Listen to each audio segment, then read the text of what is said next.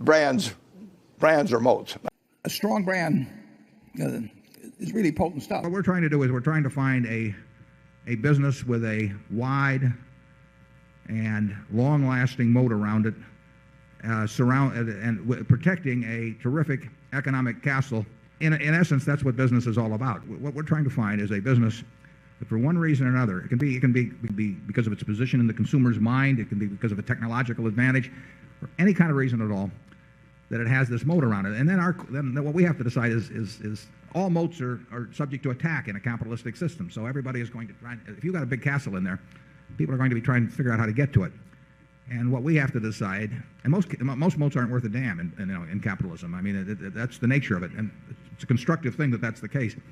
But we are trying to figure out why is that castle still standing? And what's going to keep it standing or cause it not to be standing 5, 10, 20 years from now? What are the key factors, and how permanent are they?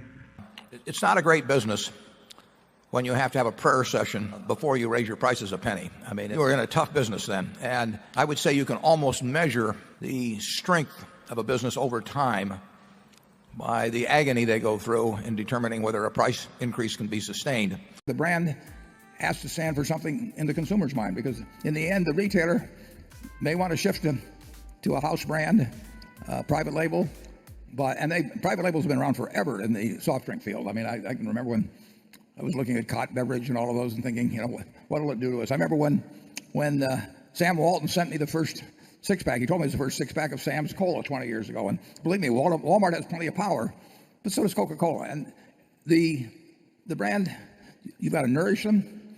You've got to take very, very, very good care of them. They have to stand for the promise that's in people's mind about them. But a lot of people have tried to, I don't know how many dozens or maybe hundreds of cola beverages there have been over the years.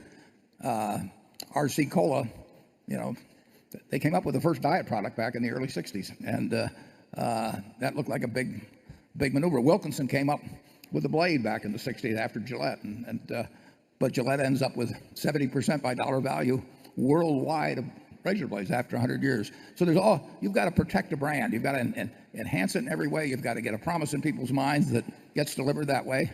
But that's the question Charlie and I faced in 1972 when we looked at See's.